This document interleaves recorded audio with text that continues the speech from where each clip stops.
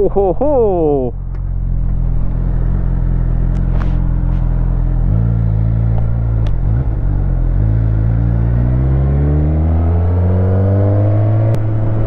Oh bah voilà, depuis le temps que je voulais l'essayer.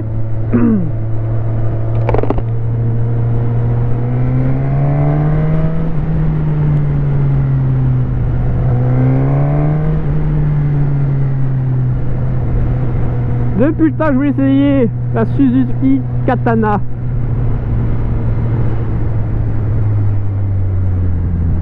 Alors faut pas se mentir, le devant c'est pas le plus joli là. Là, le tableau de bord, il est, enfin, tout l'esthétique du devant, c'est pas ce qu'il y a de plus joli.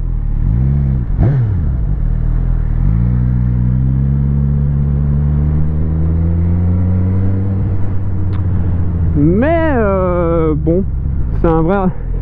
J'ai une tablette en guise de compteur. C'est un truc de fou.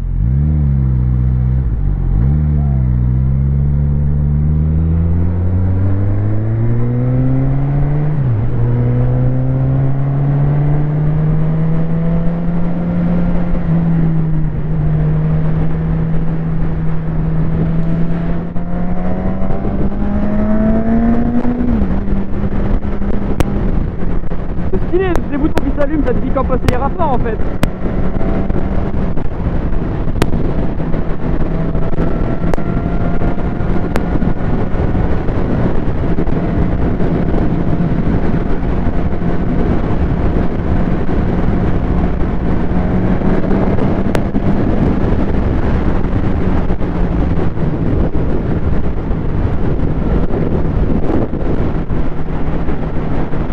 Alors, donc un petit tour sur la rocade.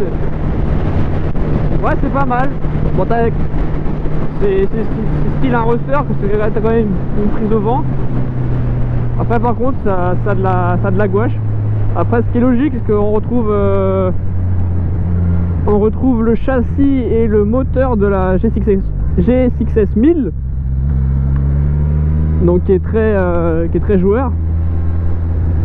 Mais pas trop, parce que j'avais été surpris quand j'avais essayé le 1000 de mon frangin, c'est qu'en fin de compte t'as pas de mal non plus à rester dans les clous, enfin à rester, si tu veux faire du 80 ça va, t'es pas ou du 90 ça va, t'es pas tout le temps au dessus. J'étais surpris, moi j'avais une appréhension des 1000, c'est que avec la puissance que ça a, c'est que tu es tout le temps au dessus, et en fin de compte non, ça sait être raisonnable quand il faut. Donc là on retrouve les 150 chevaux du G6S 1000, et ce qui est vraiment pas mal. Faudra que j'essaye un peu les freins, parce que c'est vrai, c'est les freins qui pêchent sur les Suzuki.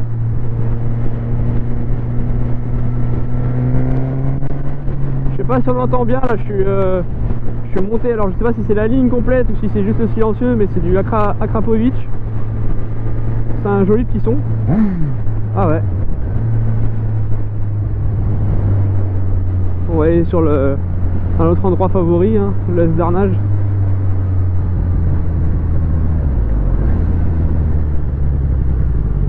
Non, déjà la position de conduite j'aime bien. T'es pas trop sur l'avant, t'es pas trop droit, t'as un peu un...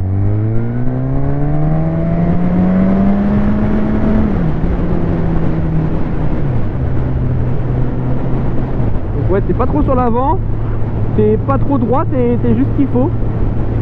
Position des jambes, c'est pareil, elle est pas trop mal.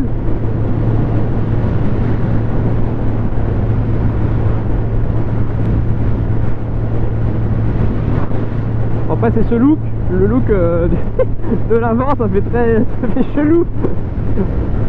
Après on aime ou on n'aime pas, hein, c'est les katanas des années 80 remis au goût du jour, donc après voilà, on aime ou on n'aime pas. Après le look, je suis moins fan. Pour l'instant, moteur il est bien, il a du répondant. Après c'est un 150 chevaux quand même, t'as pas d'à-coup. Vous voyez la poignée de gaz là, je tourne à peine, ça demande à partir. Alors que certaines bécanes comme chez Yam, quand vous tournez un peu la poignée, vous avez toujours un moment de flottement. Il y a rien qui se passe et après ça vient. Que là, vous tournez la poignée, tac, ça vient direct. Et là, c'est ça qui est génial, quoi.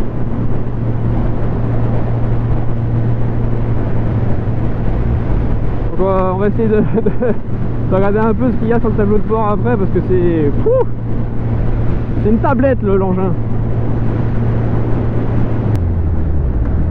Après, niveau frein, on est... Bon, ça répond bien, on n'est pas trop mal. On n'est pas trop mal niveau frein.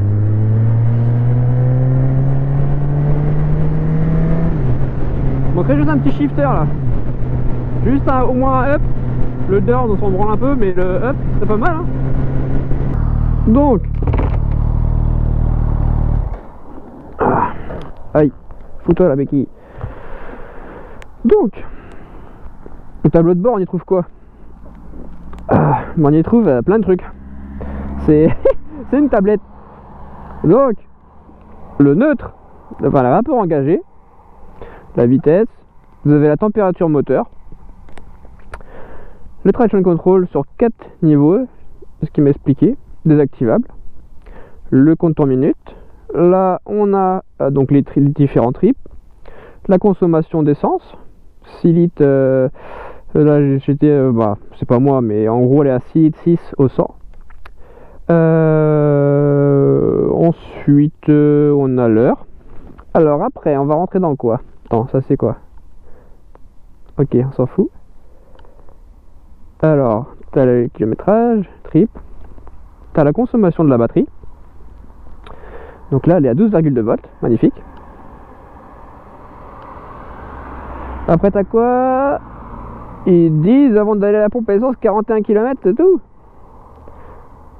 Bon, de ce que j'ai vu, apparemment, il y aurait écrit 376 km de fait avec. Ouais, c'est un 12 litres le réservoir. Je sais pas, après, pourquoi pas. Donc voilà de ce qu'on peut trouver dessus. Ça c'est juste pour désactiver ça. Donc c'est déjà pas mal. Après on n'a pas la température extérieure. Arrête de foutre tout un tas de trucs mais pas de température extérieure. Putain c'est dingue. Bref. Ouais donc les freins ils sont quand même bien améliorés. C'est du Brembo dessus. On peut difficilement avoir pire quand même. Non franchement ils répondent bien les freins. L'acra est super, il est super joli. Alors je sais pas si c'est un... Oh, il y a des chances que ça soit pas forcément une ligne entière mais juste un silencieux. Après ça va super bien, le carbone il va super bien. Non franchement elle est vraiment pas mal. De profil ouais c'est... Bon après c'est le look hein, mais c'est la selle, je trouve ça vachement large. Après c'est vrai qu'on est habitué aux bécanes de maintenant qui sont super fines. Elles sont super fines les selles. Et du coup le fait d'avoir des grosses selles, c'est vrai que bah, ça peut choquer. Alors que pas du tout hein. Et ceux devant. Ah faut aimer hein mais je suis pas fan. Niveau poids, alors ça fait 200, je sais plus combien, je veux pas dire de bêtises, ça fait 200 et quelques kilos, enfin peut-être proche de la 220 kilos par là je dirais, je sais plus trop. Et en fin de compte, même à l'arrêt, le poids c'est pas un gêne. T'as des bécanes où tu vas te dire ouais faut mieux qu'elle roule parce que le poids c'est galère. Et en fin de compte elle pas du tout. Même à l'arrêt c'est maniable. Donc là-dessus c'est vraiment pas mal. Après comment dire,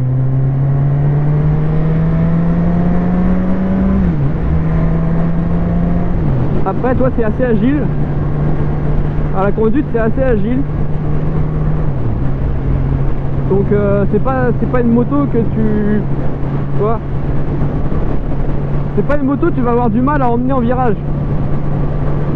Donc ça aussi c'est un plus. Toute d'origine, je crois que c'est 13 600 et quelque chose d'origine. Tu changes le... Ah, excusez-moi madame. Tu changes l'échappement. Bah, tu rajoutes un bon petit billet. Tu arrives déjà à plus de 14 000. Après, si tu changes d'autres trucs, bah voilà, enfin...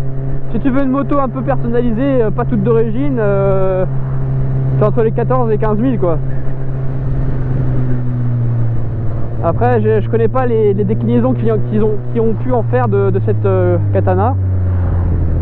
Je sais qu'ils ont sorti un exemplaire série limitée. Je sais plus combien d'exemplaires en Yoshimura, il me semble. Si je dis pas de bêtises, ils ont fait un partenariat avec Yoshimura. Donc ce qui est logique quoi, parce que Suzuki sans Yosh, c'est pas Suzuki quoi. Et du coup, je crois qu'ils ont sorti une série limitée à je sais plus combien d'exemplaires, je crois. Si je ne dis pas de bêtises. Bon allez, j'ai plus d'essence, je vais aller rendre la moto.